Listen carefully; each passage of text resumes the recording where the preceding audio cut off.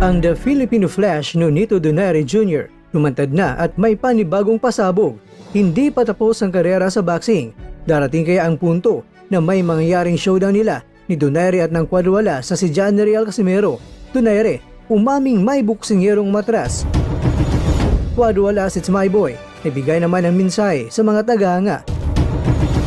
Ang mga taga-Indonesia umaasa na kayang ipahiya at wasakin ang kanilang pambato ang former Unified World Champion na si Marlon Tapales sa paparating na laban nila sa Cambodia. Ito bugaling mga kwento ang balitang ibabagi ko sa inyo. Kaya tara, kwentuhan na!